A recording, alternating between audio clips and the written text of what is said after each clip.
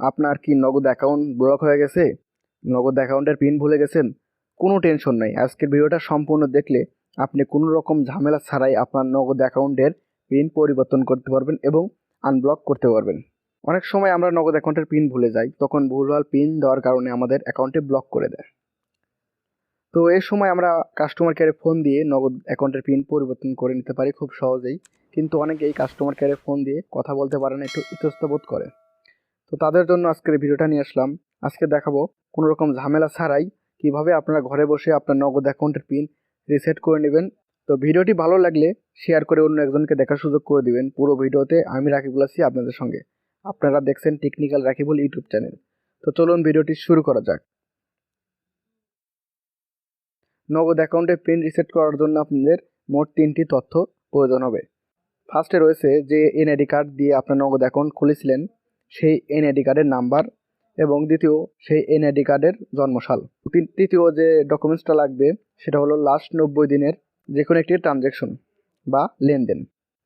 ওকে, প্রথমে আপনারা এই 3টা তথ্য সংগ্রহ করে তারপরে ট্রাই করবেন। ওকে, এরপরে আপনারা ডায়াল প্যাডে চলে যাবেন। যাওয়ার পর ডায়াল করবেন *167#, এটা লিখে ডায়াল করে দিবেন। তাহলে আপনাদের মাঝে এরকম চলে আসবে। এবার 8 নাম্বারে রয়েছে পিন রিসেট, আমরা 8 নাম্বার দিয়ে সেন্ড করে দিব। এবার দেখেন ফরগেট পিন, চেঞ্জ পিন, আমরা অবশ্যই ফরগেট পিনে দিয়ে দেবো, তার জন্য 1 লিখে সেন্ড করে দিব। এবার দেখেন ইন্টারিওর নগদ registration NID photo ID number hair, তো আমরা আমাদের এনআইডি নাম্বারটা এখানে দিয়ে দেবো, দেওয়ার পর সেন্ড দিয়ে দেবো। এরপর ইন্টার 4 ডিজিট ইউর বার্থ ইয়ার, তো আমাদের জন্মসালটা দিয়ে দিতে হবে। তো আমাদের জন্মসালটা এখানে দিয়ে দেবো, আমি জন্মসাল দিয়ে দিচ্ছি, দেওয়ার পর সেন্ড দিয়ে দেবো। এরপর দেখেন have you done any transaction in last 90 দিন, অর্থাৎ 90 দিনের মধ্যে আপনি কোনো ট্রানজ্যাকশন অর্থাৎ লেনদেন করেছেন কি না। তো অবশ্যই আমরা লেনদেন করেছি, তার জন্য ইয়েস দিয়ে দিলাম। এবার দেখেন, তো 90 দিনের ভিতর লাস্ট 10টা লেনদেনের ভিতর যে কোনো একটি লেনদেন আপনার সিলেক্ট করে দিতে হবে। তো আমরা লাস্ট করেছি মোবাইল রিচার্জ, আমরা এই মোবাইল রিচার্জ এটা দিয়ে দেবো, কারণ 3 লিখে সেন্ড করে দিলাম। তো ইন্টার ট্রানজ্যাকশন অ্যামাউন্ট, তো আমাদের অ্যামাউন্টটা দিতে হবে। আর অনেকেই বলবেন ভাই আমার তো অ্যামাউন্ট মনে নাই, কি ট্রানজ্যাকশন করছি সেটা মনে নেই। কোনো সমস্যা নাই, এই ভিডিও শেষে আমি দেখিয়ে দেবো আপনারা কীভাবে দেখবেন আপনার নগদের লাস্ট ট্রানজ্যাকশনটা কত অ্যামাউন্ট এবং কি করেছিলেন। তো আমি 50 লিখে সেন্ড করে দিলাম। তো প্লিজ ওয়েট, তো আমাদের ওয়েট করতে বলতেছে। তো দেখতে পাচ্ছেন আমাদের অফিস থেকে একটি এসএমএস চলে আসছে, your pin reset request is successful, please dial *167 to set new 4 digit pin. তো আমাদের পিন রিকোয়েস্টটা সাকসেসফুল হয়েছে, এখন আমরা নতুন একটি পিন সেট করব। তো তার জন্য আমরা আবারও ফোনের ডায়াল প্যাডে চলে যাব, তারপর ডায়াল করবো *167# লিখে ডায়াল করে দিব। তো ডায়াল করে দেওয়ার সাথে সাথে এখানে দেখতে পাচ্ছেন pin set up, inter new pin, আমরা এখন 4 ডিজিটের একটি স্ট্রং পিন সেট করে নিব। তো দেখতে পেলেন আমি 4 ডিজিটের একটি পিন সেট করে নিলাম, দেন সেন্ড দিয়ে দেবো। এরপর কনফার্ম করতে হবে যে আমরা যে পিনটা দিলাম এই পিনটি আবারও আমার কনফার্ম করতে হবে, তার জন্য সেম পিনটি আবার দিয়ে দিলাম, তারপর সেন্ডে দিয়ে দিলাম।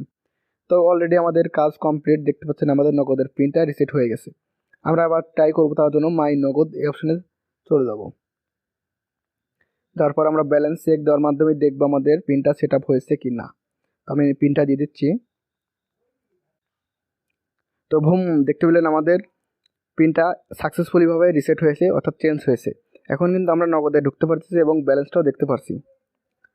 তো চলেন দেখিয়ে দেই আপনারা এবার কোথায় গিয়ে আপনাদের নগদের লাস্ট ট্রানজ্যাকশনটা দেখবেন, অর্থাৎ লেনদেন দেখবেন। তো তার জন্য চলে যান আপনারা সিম্পলি আপনার ফোনের মেসেজ বক্সে।